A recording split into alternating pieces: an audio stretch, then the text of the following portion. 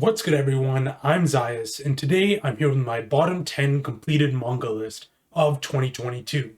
Now I know you're sitting there and thinking to yourself, we're like a month into 2023. To that I say, time is really just a mindset.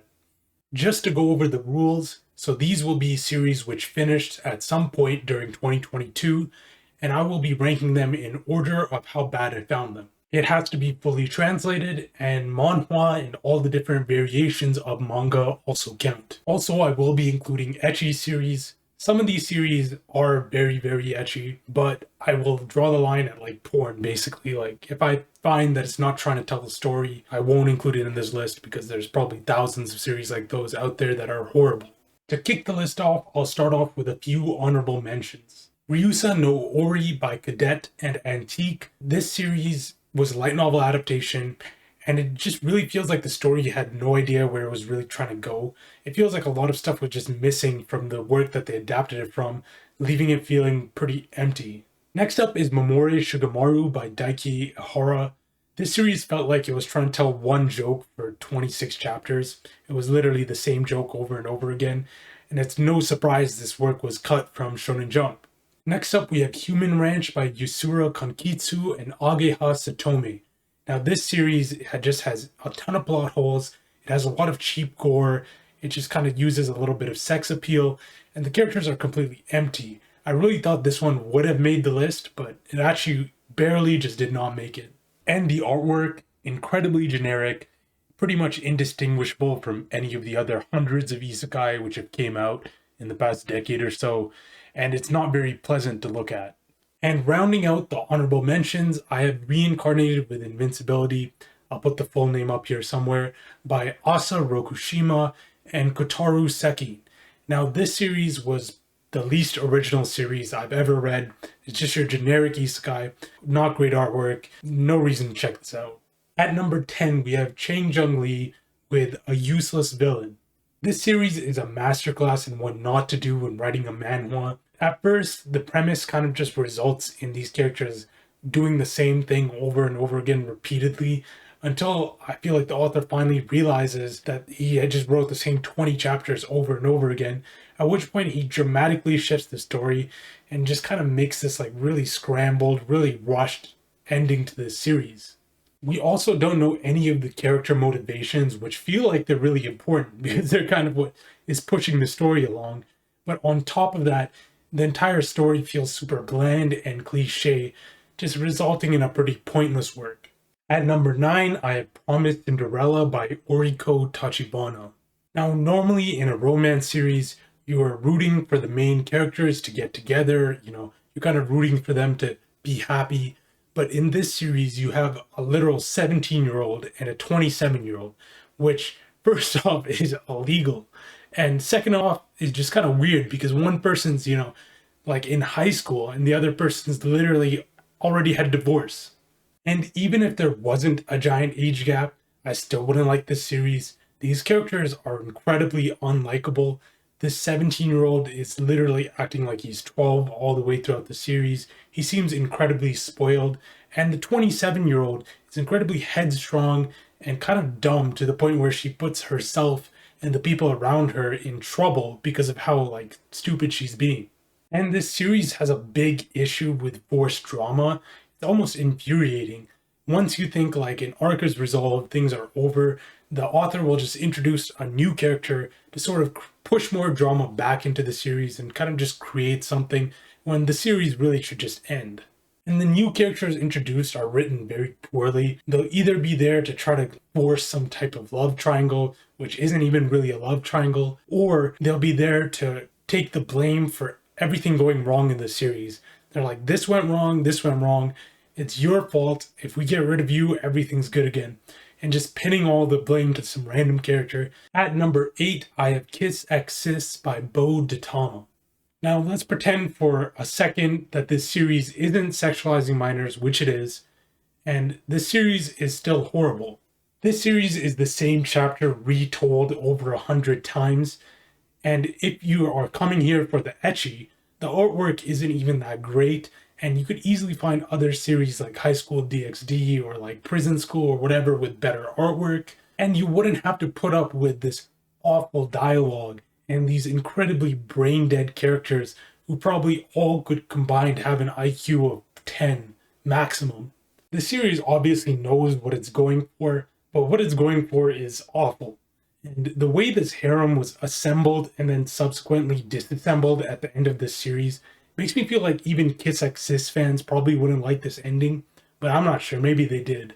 At number 7, I have Sugoi's Smartphone by Kentaro Hidano and Hiroki Tomosawa. This is yet another cancel Jump work, and you'd think that, with Jump trying to uphold like high quality and be competitive, that works like this really wouldn't make it in. The main character I could kind of stomach, but every other single character are some of the worst written, probably lamest characters on this list. And this work is mainly a character-driven work. The dialogue is super ridiculous, it gets very dramatic, and it's incredibly shallow. It's like trying to be this sort of scuffed Death Note, but unlike Death Note, the character's reasoning actually isn't sound. He makes a ton of huge assumptions. He obviously overlooks certain important things, but everything he thinks turns out to be true anyways. And in a mystery work, that just sort of ruins the whole thing for me. At number 6, I have Earthchild by Hideo Shinkai. This series is literally I Love My Wife in manga form. I'm sure Chance the Rapper would be extremely proud. For real though, this protagonist is insufferable. He's constantly whining and crying nearly every single chapter, and this series is just incredibly corny. Half the time, it feels like they're just kind of making things up for the plot to progress. And early on in the series, they introduce God or Earth or whatever it is as a little girl in a sailor uniform, and they literally beat God or Earth or whatever into submission. This series is ridiculous. At number 5, I have Master Magic Efficiently by Keiji Asakawa. The full title will be up here. Now, normally in these light novel adaptations, usually the big successful ones like Overlord, like Slime, like they all have incredibly great world building and they have a colorful cast of characters, and that's kind of what gets people to like them. In Master Magic Efficiently, we really don't have any of that. The world feels pretty bland.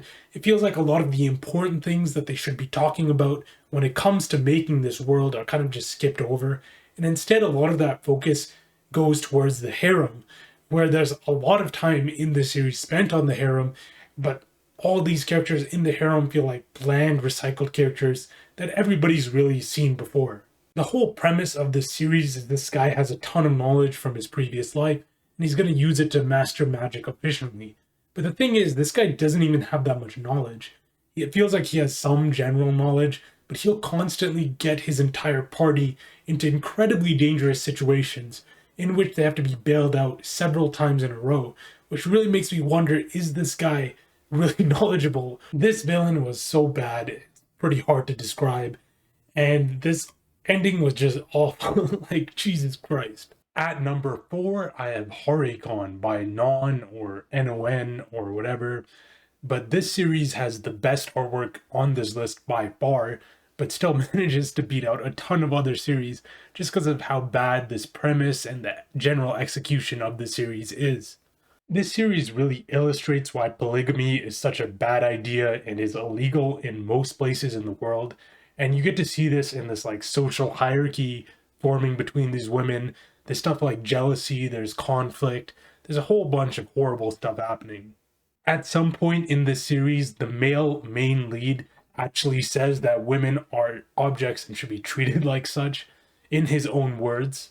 You would think a series like this, which is about a literal harem, would be not very serious, maybe joking around, but this series takes itself very seriously. It talks about issues like divorce and abortion, and it constantly dodges the main elephant in the room, which is the polygamy, which is generally causing a ton of issues. Instead, the author kind of tries to convince us that polygamy is a great idea and it will work as long as things go right, which I think is ridiculous. The series is obnoxious, it's tacky, the main female character marries the main male character for money. it's like one level off of prostitution. And the entire time, this author is really trying to convince us that this male character is like somehow a god among men and all the women love him and like he's such a great dude. But the entire time, I'm not convinced even a little bit. To me, he seemed more like pushy and annoying than really like some sort of stand-up guy. And at the end, when you think that all the characters are leaving, maybe they all have other partners now, and they're finally putting polygamy behind them, the author will just switch it back and be like, nope, never mind. Everybody's still in this relationship, and all these issues are still here, but we'll just say they're having a happy ending. At number 3, I have Killer in Love by Enma Akiyama. This series has some of the most stiff and inhuman dialogue I've ever read, especially at the start when he's talking to this girl, and the conversation they have just doesn't even feel real to me, like it feels so out of place. The entire time I read this series, I was just kind of like, what is going on here? Because at first they try to garner sympathy for the protagonist, and a lot of awful series do this, but in this series they're like, have some people like be rude to him, maybe say a couple mean things, and by the end of this series, he's using that to justify the reason why he murdered 4 people, and he's saying it wasn't his fault. And watching this dude just make a bunch of horrible decisions with very little rhyme or reason just does not make for a good story. It makes for a very bad story. The girl, too, just feels like a very hollow type of character. Like, all she wanted at the end of the story was attention, somehow, and she could have gotten that in a number of ways, aside from doing what she did. Even though she's not to blame for the murders, she's still not a very great character. And the ending to this series, too, it kind of just feels like the author just had no idea how to end the series or how to even continue the series. So you're just like, I guess I'll just end it. Kind of one of the least satisfying endings ever. At number 2, I have Wicked Trapper Hunter of Heroes by Wadapen. Now, this is by far the edgiest series on this list, and it's really obviously trying to get at that 14-year-old edgelord demographic. First off, this artwork is horrible. It's messy, it's bland, it's all over the place. There's really no aspect of this artwork that I liked. The effects were really used way too generously with this work. It felt like there were lines everywhere where they really did not need to be. And they had these like really dramatic zoom in shots of characters' faces, and it kind of just felt cringy to me. Like, you know, like the shots when characters are like looking down on someone and you want them to look evil, or you know, somebody's mind's about to break, they're about to snap or something. And all of these shots were just incredibly overdone. They're incredibly cringe, and nobody likes to see them. This series has some of the laziest writing I've ever read. They just make all the people opposing the protagonist into these awful human beings. These people who are just committing horrible, heinous crimes for literally no reason. And then they take everything the main character does and be like, he's such a great dude for doing this, even though his actions aren't that different from the people he's fighting. At number 1, the top spot goes to The Villainess Turns the Hourglass by Sansobi. To me, the series kind of feels like redo of Healer, but in like the villainous whole theme and style. But honestly, redo of the Healer might have been better because at least it has like that shock factor that it gives you some entertainment. The main character of the series goes back in time like over 10 years as she's about to be killed, and the first thing she does in order to get revenge, and I kid you not, this happens, she learns how to embroider, and she shows off her immaculate table manners to her dad so she can get revenge on the people that killed her. The dialogue feels super stiff and robotic. The world really wasn't talked about much, even though there's stuff like magic and politics happening. They kind of just leave all that stuff out. And this is a very dialogue heavy series and a very character heavy series with bad characters and bad dialogue. There's stuff like constant fainting happening. There's like, you know, all the standard duchy kind of stereotypes all just being gathered up and stuffed into one series. The story feels all over the place. First, these guys are doing the standard revenge story where she's trying to get revenge. Then all of a sudden her knight in shining armor shows up, and now it's a romance. And then there's all this magic stuff introduced, and God himself comes down into this series, even though all they do is drink tea and like, you know, just have conversation. God himself needs to get involved for some reason. And then after they get revenge, it goes back to kind of being this romance series. It just feels like the author just kind of went everywhere. The characters are all super forgettable, other than the main two and maybe that one person they got revenge on. I literally don't remember anybody else.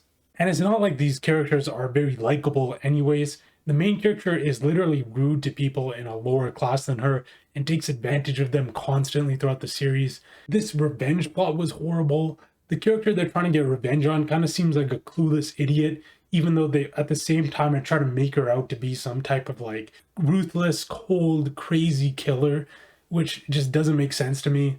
If you want to read about characters eating cake, sipping tea, saying mean words to each other, I guess this would be your series. But yeah, I could not stand this series. It was torturous to get through this. Thank you everyone for watching.